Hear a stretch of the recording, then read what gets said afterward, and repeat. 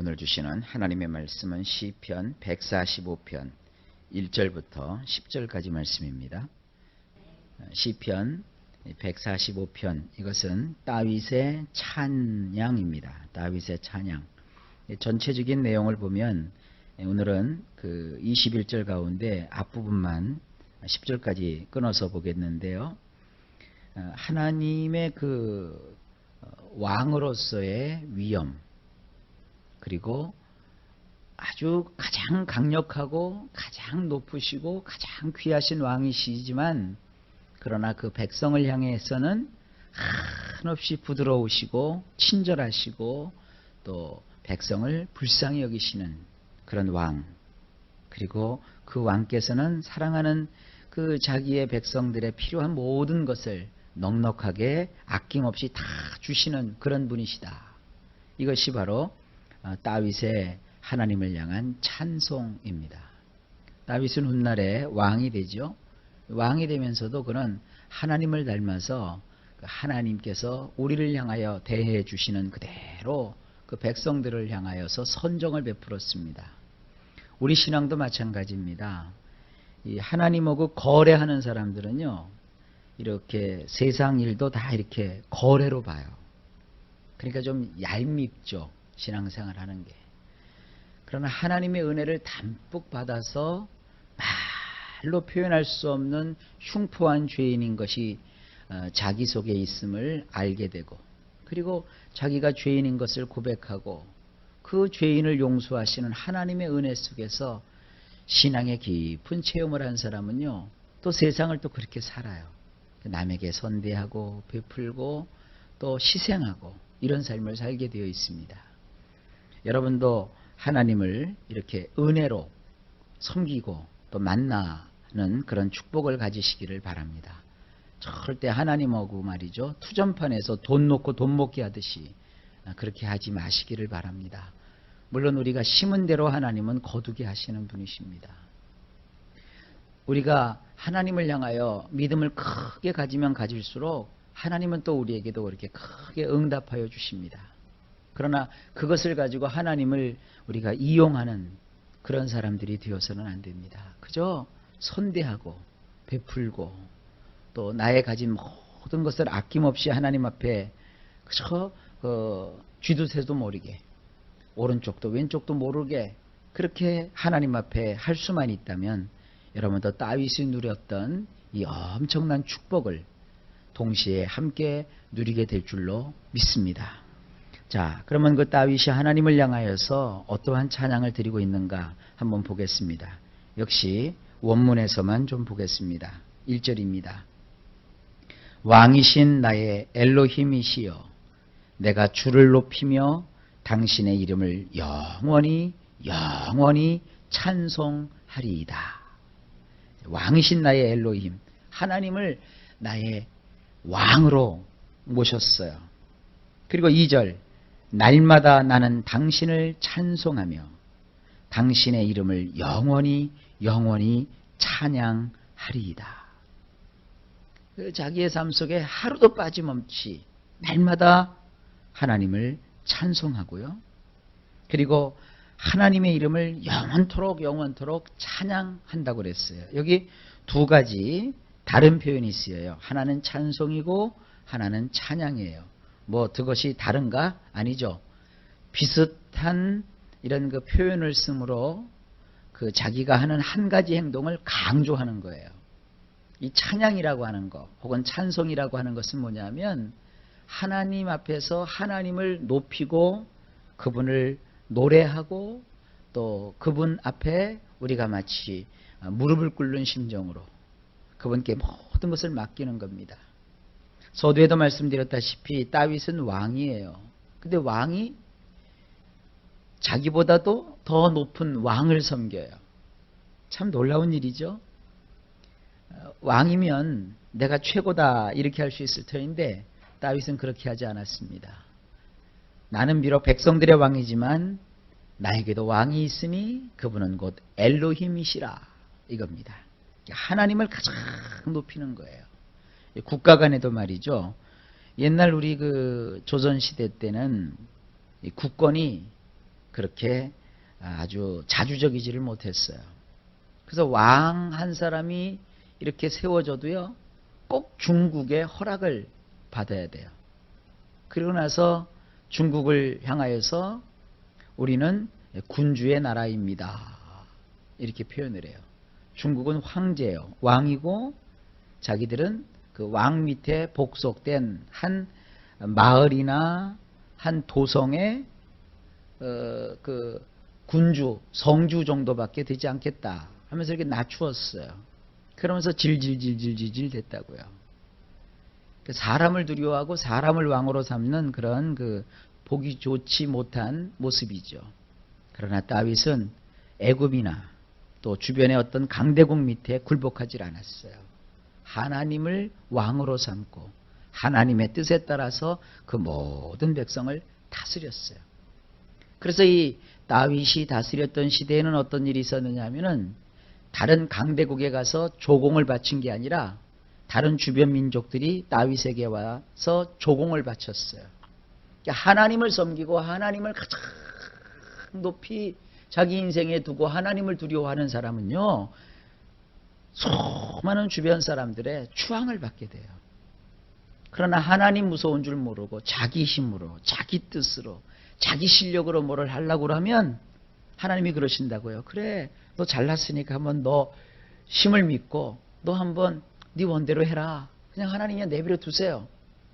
그러면 그냥 이 아전투고와 같은 이 세상에서 맨날 머리통 깨지도록 그렇게 싸우고 부닥치고 좌충우돌하고 그렇게 살아야 된다고요.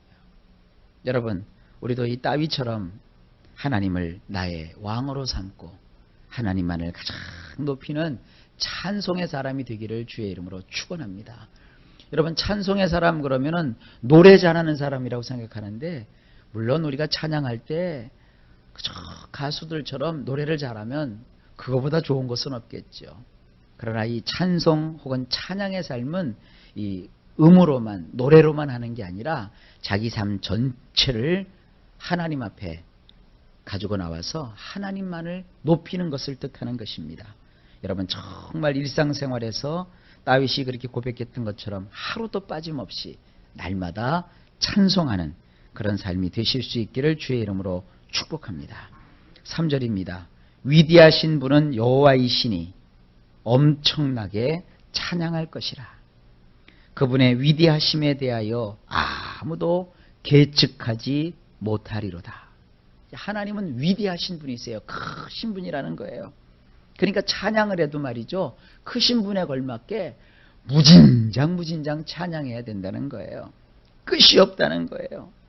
그리고 그분의 위대하심에 대해서 아무도 자를 가지고 잴 수가 없다는 거예요. 그렇게 크고 위대하신 하나님이십니다. 그러므로 우리는 어떻게 해야 됩니까? 4절에 대를 이어서 당신이 행하신 일들을 칭송하오며 당신의 강력한 왕권을 선언하리이다. 나 혼자만 예수 믿고 끝나는 게 아니라 나의 자식의 천대 만대에 이르기까지 영원토록 하나님이 행하신 일들을 칭송하는 거예요. 높이는 거예요. 그리고 하나님이 가지신 그 강력한 왕권을 우리는 선언하는 거예요. 어떻게 우리가 왕권을 선언하냐? 우리가 쉽게 할 수 있어요. 오늘도 하나님이 하시옵소서. 하나님이 앞장서시옵소서.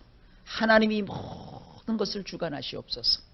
여러분, 어차피 이 세상의 일은요, 불안한 것이 많습니다. 걱정과 근심거리가 한두 가지가 아니에요.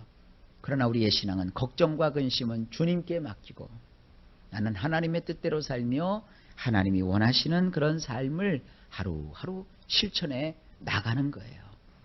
100m 달리기 할 때 옛날 학교에 다닐 때 선생님이 앞에서부터 이렇게 한 명씩 혹은 두 명씩 출발을 막 시킨다고요. 그러면 내 순서가 올 때 막 긴장이 돼요. 긴장이 돼요. 그 긴장감을 못 견뎌서 어떤 친구들은 뛰질 못하고 다리에 쥐가 나서 주저앉아요. 그게 100m는 뛰라고 있는 거죠. 잘 못 달리면 어때요? 까짓것. 그냥 뛰는 거죠.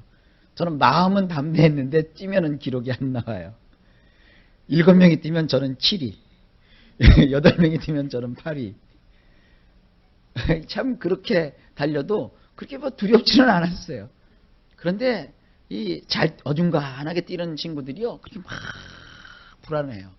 그리고 애들이 말이죠, 적어도 저거 뛸 때는 행복해요. 왜냐하면 저거 뛰면 자기가 이기니까. 저는 그래도 편안했어요. 그렇다고 해서 달리기 못 달렸다고 해서 뭐 선생님이 저를 미워했느냐, 그렇진 않았어요.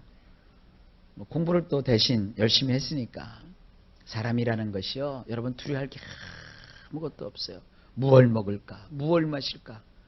먹을 거 없으면 주님이 금식하라는 거다. 금식하면 되는 거예요. 금식하다가 또 굶어서 죽으면 천국 가니까 얼마나 좋아요. 그리고 금식하다 천국 가면 말이죠, 이 또 천국에서 하나님이 자리도 좋은 자리 주실 거란 말이에요. 그렇게 믿고 사는 거예요. 그냥 세상 삶에 애달퍼하고 될까 안 될까 막 동동동동 거리고 그런 삶이 말이죠, 이게 어느 정도 우리 인생을 사는데 촉매자가 될 줄은 모르겠지만 그 믿음에 그렇게 큰 도움이 되질 않습니다. 어느 날 갑자기 여러분 인생 속에 하나님께서 뜻하지도 않은 돈을 주셨다고 한번 생각을 해보세요. 수지 맞았죠. 그럼 이상하죠? 뜻하지도 않은 돈을 하나님이 주셨으니까 그럼 누구 돈이에요? 하나님의 돈이라고요. 근데 평상시에는 뭐라고 그래요? 로또만 대봐라. 내가 하나만 갖고 9은 드리겠습니다. 난 그런 사람도 봤어요. 어떤 사람은 3대7로 하재요. 누가 3? 제가 3하고요. 하나님 7 드릴게요. 참 마음도 넓어요. 그러다가 공돈 생겨봐요. 그러면은 하나님 이거는요 절대로 안 뺏깁니다. 그 자기 거예요. 거기다 이제 목사님이 가서 그 공돈이 한 조그맣게 얘기하면 여러분들이 시험 되니까 크게 얘기할게요. 한 공돈이 한 2억이 생겼어요. 어차피 없을 돈, 어차피 꿈도 못 꿨던 돈, 그냥 하나님께 깍 나와갖고 2억 다 바치면 안 될까요? 그러면 교회는 수지 맞아요. 교회가 막 교회 하나 짓고요, 그거 하나님 일이 되잖아요. 2억 내 돈 생겼다고 그거 이제 붙들고 있으면 잘못하면 부부싸움 나고요. 그거 가지고 인생 망치는 거예요. 근데 이상해요. 어떻게 로또 한 50억 돼갖고 그거 3대7로 갚을, 그 하나님께 드릴 생각하고, 그 로또 3대7이면 말이죠, 자기가 3만 가져도 그 계산이 잘 안 되네요. 그 50억에 여러분 30%면 15억이요. 15억 바칠 생각을 하면서 어떻게 2억 들어왔어요? 2억은 못 바칠까? 15억 바칠래? 2억 바칠래? 그러면 여러분 2억 바치고 말지. 근데 2억 바치면 하나님이 말이죠 200억도 주시는 거예요. 그런 믿음도 없이 무슨 신앙생활을 해요. 하나님 맨날 뭐예요? 째째해요. 명품집에 가서는 말이죠, 시계 하나에 막 100만 원, 200만 원짜리 막 사서 탁탁 차면서도 콩나물 가게 가서 말이죠, 콩나물 깎는 거 똑같은 거예요. 여러분 하나님과 그렇게 하시면 안 돼요. 다윗이, 하나님은 크신 분이에요. 그분의 강력한 왕권을 선언했어요. 뭘로? 자기의 삶으로.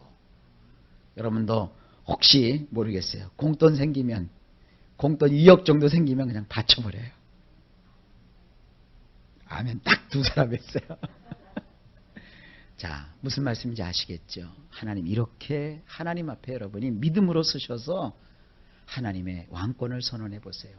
무모한 일을 버리면 그것은 돈키호테라고 하는데, 때로 우리는 신앙 앞에서 이런 무모할 정도로 강력한 헌신을 하나님 앞에 드릴 수도 있어야 됩니다. 그것이 바로 이 다윗의 모습이었어요. 5절입니다. 영예로우심, 영광스러운 당신의 위엄, 그리고 당신이 보이신 그 놀라운 여러 가지 일들을 나는 묵상하나이다. 하나님의 영예로우심, 영광스러운 하나님의 위엄, 하나님이 보이신 그 놀라운 여러 가지 일들, 이것을 나는 묵상하겠다는 거예요. 6절에 당신이 행하신 그 두려운 일들이 강력했다고 사람들이 말하나니 당신의 그 위대하심에 대하여 나도 자세히 말하나이다. 사람들은 저마다 참 하나님은 강력하신 분이시다, 참 두려운 분이시다, 저 나름대로 이야기를 해요. 그런데 나는 그 위대하심에 대해서 그 누구보다도 더 자세하게 말할 수 있다는 거예요. 신앙은요, 들어서 믿는 신앙이 있고요, 들은 대로 체험하면서 믿는 신앙이 있어요. 이 들어서 믿는 신앙은요, 지식으로만 갖고 이렇게 믿는 신앙은요, 이 조금 가다 보면은요, 이 지식이라는 것은 항상 이 웅덩이가 있어요. 거기 빠지면 헤어나오지는 못해요. 그러나 체험이라고 하는 것은 말이죠, 웅덩이에 빠졌을 때 거기서 디디고 일어나오게 돼요. 그래서 여러분들이 전혀 지식이 없는 체험만 있으면 그거는 신비주의가 되니까 안 되는 것입니다. 항상 말씀을 중심으로 꼭 붙들고 말씀의 기초에 서서 체험하는 그런 신앙이 되실 수 있기를 축복합니다. 그래서 말로만 하나님 강력하다고 하는 게 아니라 그 위대하심을 직접 체험해서 그 누구보다도 하나님에 대해서 자세하게 말할 수 있는 우리 모두가 되시기를 바랍니다. 7절입니다. 당신이 그 풍성하신 인애에 대한 기억을 사람들이 쏟아놓으며, 다시요, 당신의 그 풍성하신 인애에 대한 기억을 사람들이 쏟아놓으며 당신의 의로우심에 대하여 사람들이 기쁘게 외치나이다. 두 가지예요. 하나님은요, 인애가 풍성하세요. 그리고 하나님은 언제나 오르세요. 그래서 사람들이 기뻐하는 거예요. 이 하나님이 오르시다는 것에 대해서 두 가지 반응이 있어요. 하나는 불의한 삶을 사는 사람은요, 하나님이 무섭고 두렵고 떨려요. 오르신 하나님이라. 나는 불의하고 하나님은 의로우니까 부닥치면 누구만 손해요. 나만 자꾸 손해요. 나의 불의가 자꾸 드러난단 말이에요. 그래서 이렇게 하나님 앞에서 피하고 싶은 반응이 있고요. 또 다른 하나는 나는 비록 연약함이 있지만 하나님의 그 의로움을 바라보고 의롭게 살려고 노력하는 사람들은요, 하나님의 그 의로우심이 참 감사하고 기쁘고 고마워요. 의로우신 하나님이 나의 마음을 다 아시고요, 나의 형편을 다 헤아리시고요, 나의 의로움에 대해서 손을 들어주시기 때문이죠. 그래서 하나님의 의로우심에 대해서 사람들이 기쁘게 외칠 수 있게 됐다는 거예요. 우리도 역시 하나님을 닮아서 의로운 삶을 추구함으로 하나님과 더불어 기뻐하는 인생들이 되실 수 있기를 바랍니다. 8절입니다. 은혜로우심과 깊은 사랑을 가지신 여호와시여, 오래 지나야 화를 내시며 인애가 크시나이다. 자, 이 그 8절을 우리 성경으로 좀 잠깐 볼까요? 여호와는 은혜로우시며 자비하시며 노하기를 더디하시며 인자하심이 크심이로다. 이렇게 그냥 쭉 나열이 되어 있는데 원문을 또 다시 한번 들어보세요. 조금 달라요. 은혜로우심과 깊은 사랑을 가지신 여호와시여. 하나님이 은혜로우시고 깊은 사랑을 가지고 계시단 말이에요. 그러니까 어떤 일이 벌어져요? 오래 지나야 화를 내시고 인애가 크셔요. 은혜가 많고 사랑이 많은 하나님이시기 때문에 하나님이 화를 내지 않으신다는 게 아니에요. 화를 내긴 내시는데 오래 지나야 화를 내세요. 그러니까 어지간해서는 하나님이 화를 안 내시는 거죠. 화를 내셨다 하면 그건 뭐예요? 한참을 참으신 거예요. 한 10년을 참으시고 20년을 참으시고 30년을 참아주시는 거예요. 우리 인생을 향하여 하나님이 오래 참으세요. 그러다가도 회개하면 또 잊어버리시고 회개하면 또 잊어버리시고 그렇게 해주시는 거예요. 그러면서 하나님은 인애가 크세요. 아유 불쌍한 거 그러면서 우리에게 온갖 것을 다 주시는 하나님이에요. 이렇게 다윗이 왕으로 모시는 하나님은 이런 분이세요. 그러니까 다윗의 인생이 형통할 수밖에요. 다윗의 모든 원수들의 하나님은 화살을 다 꺾어버리셨어요. 활을 다 꺾어버리신 하나님은 그들의 창을 다 잘라버리셨어요. 그리고 그들의 칼을 다 무디게 만드셨어요. 그리고 큰 승리를 다윗에게 가져다 주셨어요. 그래서 왕이 되어서 나중에 늙어 정말로 호백발이 되어서 거동을 못할 그 순간까지도 하나님은 말할 수 없는 사랑과 은혜를 담뿍 그에게 베풀어 주셨어요. 젊어서 하는 잠깐 동안의 그 고생, 그것이 전부가 아닙니다. 영원히 천국까지 계속되는 하나님의 그 인애와 풍성한 축복이 우리와 함께 할 수 있는 것입니다. 여러분, 지금의 그 고난만 계속된다고 생각하지 마세요. 이렇게 하나님 앞에 하나님을 왕으로 섬기고 모든 것을 맡기고 드리는 사람은 결국 큰 축복 속에 우리의 인생을 이 땅에서 마감하게 되는 것입니다. 그럼 복된 인생들이 되시기를 예수님의 이름으로 축복합니다. 그래서 9절에 이렇게 말해요. 여호와는 모든 것에 대하여 좋으신 분이시로다. 그분은 자기가 행하시는 모든 일에 깊은 애정을 가지고 계시도다. 그래서 이 원문에는 다윗이 자기와 1대1의 관계 속에서 좋으신 하나님을 노래하는데, 우리 그 성경은 번역을 이 자연물과 이렇게 하나님과의 관계를 설명하듯이 되어 있어요. 한번 보실까요? 여호와께서는 만유를 선대하시며, 이 만유라고 하는 것은 모든 이 세상 만물을 뜻해요. 만물을 선하게 대우하시고 그 지으신 모든 것에 긍휼을 베푸시는도다, 이렇게 되어 있거든요. 말은 참 아름답고 멋있잖아요. 근데 그 뜻이 확 와닿지는 않아요. 근데 원문은 여호와께서는 모든 것에 대하여 좋으신 분이시로다. 그러니까 우리 인생 속에 항상 하나님은 좋으신 하나님이세요. 그리고 그분은 자기가 행하시는 모든 일에 깊은 애정을 가지고 계시도다. 한 번은 어떤 집에 가보니까 이렇게 난을요, 한 100여 종을 키우는 것 같아요. 쫙 키우는데 그분이 그러시더라고요. 아이고 내 새끼, 아이고 내 새끼. 나는 강아지를 보고 내 새끼 하는 건 제가 봤어도 말이죠. 난초 보고 내 새끼 하는 사람 처음 봤어요. 그랬더니 그 손님이 왔으면 손님을 이렇게 해야 되는데, 이렇게 난에게 주는 뭐가 있더라고요. 그걸 하고 난 하나면서 이렇게 그 난에 그 잎이 얼마나 많아요. 하나씩 닦아주면서 아이고 내 새끼 하고 키우더라고요. 한 100여 종 정도 되는 것 같아요. 그냥 창창하게 있어요. 그러면서 내 새끼 하면서, 내가 볼 때는 뭐 그 사람은 전문가니까 난을 보고 뭐 이건 무슨 난 또 이건 얼마짜리 뭐 쭉 얘기하는데, 제가 볼 때는 풀이요. 색깔만 다른 풀이요.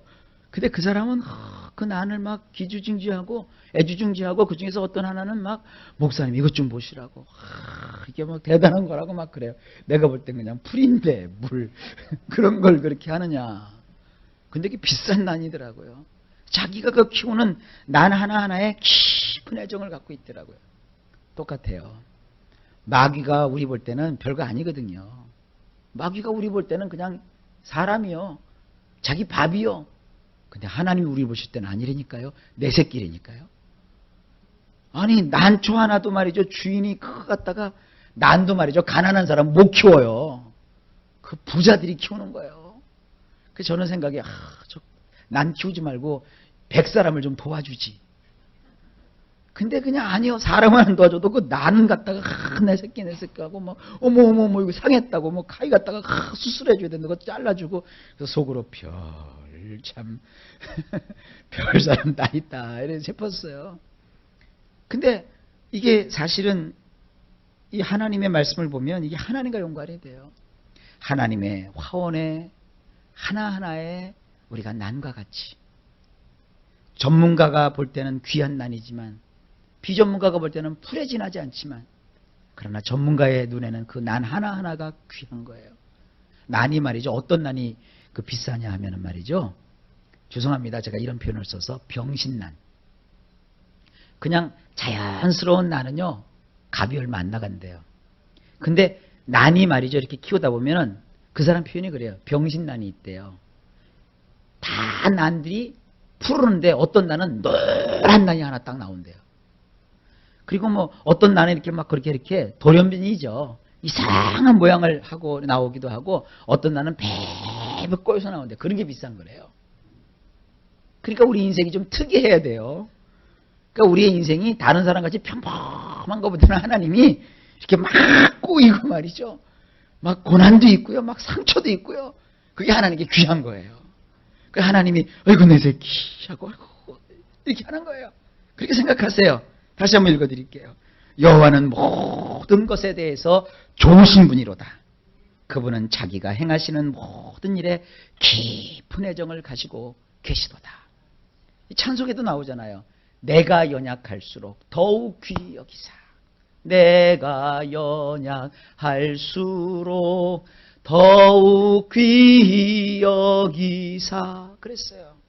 여러분, 사람의 눈으로 볼 때는 여러분 하찮은 인생이고, 사람의 눈으로 볼 때는 여러분들 참 복도 없는 사람 같지만, 하나님이 보실 때는 그러기 때문에 더 귀하고, 그러기 때문에 더 사랑스러우신 거예요. 여러분, 그런 사랑을 받고 있는 여러분 자신인 것을 하나님 앞에서 다시 한번 기억하십시오. 그래서 다윗은 이렇게 노래합니다. 마지막 10절입니다. 당신께 감사를 드립니다. 여호와시여, 당신이 이루신 모든 것들이 그러하오며 당신의 성도들도 당신을 찬송하나이다. 아멘. 하나님을 찬양하고 하나님을 의지하며 오늘도 승리하시기를 우리 주 예수님의 이름으로 간절히 축복합니다.